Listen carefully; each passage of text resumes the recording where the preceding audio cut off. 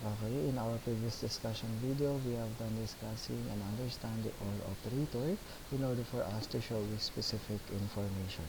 This time, we're going to show still a specific information, but we are going to use again the AND operator, but in a different method in order for us to perform the AND operator. So, our objective will be, we're going to discuss the AND operator in the database query, and set an objective. We're going to apply the AND operator in displaying records in one field only. And of course, we have our process question that we need to realize and we need to answer at the end of our session and during of our session, which is how does the like operator works. So bakit like operator yung tinatanong ko dyan? Because we are going to use the like operator in order for us to perform the AND expression. Okay? So for better understanding about the like operator, here is our content discussion. So we have here an example of expression using the like operator. So as you notice, it always starts with a like, with the word like, and followed by our first criteria. So this is our first criteria, then followed by another like, then our second criteria. Okay, then as you notice, we have still there the word and, because we are going to use still the and operator. So ano nga bang ibig sabihin nito? So like, nag-i-start, or ibig sabihin, ipapakita natin ng mga records na nag-i-start sa letter R, then followed by any letters. Then dito naman, any letters followed by letter I, then any letters. So ang ibig sabihin ng asterisk dito, it represent on any letters. So any letters po siya. So kung babasahin natin ito, this expression will show a records that start with letter R and it has letter I inside of the record. So lahat ng nagsisimula sa letter R at merong letter I sa word na yun ang ipapakita ng ating record. So like R, any letters, then like any letters I, then any letters again. Okay? So another explanation, so andito pala yung explanation natin. So let's say for example, nag-start tayo sa letter J, then followed by asterisk. Asterisk means any letters. So letter J plus any letters. So ibig sabihin, nag-i-start siya sa letter J followed by any letters. Then dito naman, kung nag-start ang asterisk, ibig sabihin, mag-i-start siya sa any letters followed by letter R, then followed by any letters again. But we use this expression and we combine the AND operator. Okay? So, for better understanding, we are going to perform this into our database system using the database, the query design grid, and we're going to follow this instruction, and we're going to show information that is start with letter T and that has letter C in it. Okay? So, let us open our database system. So let's just find the path. Where did you save your database? Me, I save it inside of my flash drive. Okay, database and the other operator. Okay, then to start our database system or to start our demonstration for today, just click the create tab, then click query design to show in order for us to use our query design grid interface. So it will show again the show table dialog box, then three methods again. You can just click this one, then click add, or just double click the name of your table in order for you to add your table inside of the upper pane of our query design grid. So double click, then close the show table, then ayan. Okay, resize your table in order for you to see the complete name of your field names. Okay, then let's see the instruction.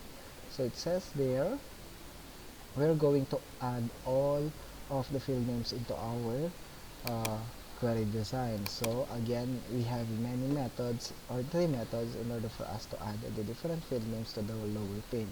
But for me, I'm going to follow the double click because it is easier for me to use or add the different field names to our lower pane. Now, so we are going to proceed on the last name or last name field names. Then we are going to show the records or show any records that start with letter T then that has a letter C in it. So first name.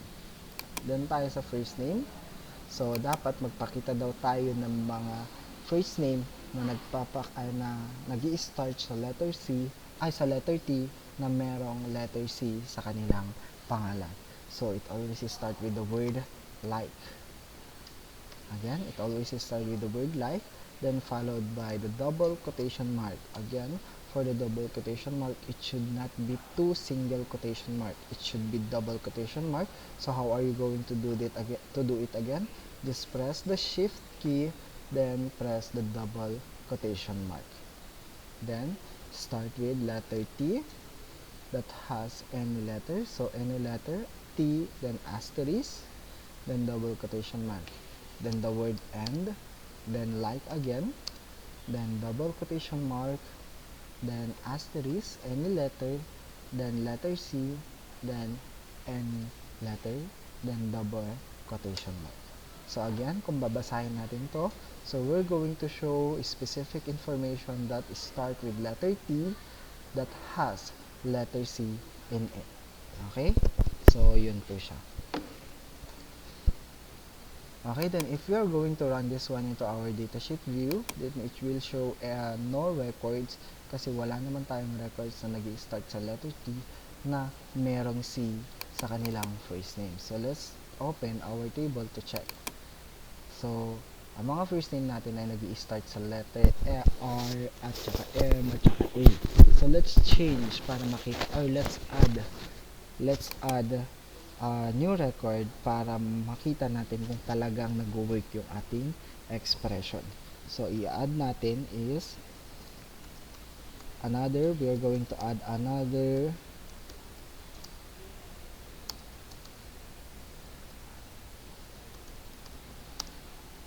okay, let's add another records. Okay, section 1 ulit, then male, then grade 6 example lang. Okay, then press Ctrl S. Okay, press Ctrl S to save your records, then close your table, then close the query again. Before we close the query, we are going to save it first. So we are going to save it as like wait, let's follow our module. Anong sabi ng ating module? We're going to save it as start with letter T that has letter C query. Start with letter T that has letter C query. Okay, then click OK. After clicking OK, then it is automatic, masasave na po siya, then close. So let's reopen our table, our query. So dapat meron na siyang makita na dapat niya si Mr. Tom. So double click, then makikita na niya si Mr. Tom. Kasi si Mr. Tom, ang pangalan niya ay nag-i-start sa letter T at merong letter C sa pangalan. Okay? So, yun po yung another method or another way on using the AND operator. Hindi lang po siya sa gender and hindi lang po siya sa other records. So that is the purpose of the AND or the like operator using the AND expression. So let's go back to our process question that we need to answer for today. So it says here, how does the like operator work? So is it the same pa rin po ba siya? So the same po ba siya sa ating AND operator or different siya sa ating AND operator?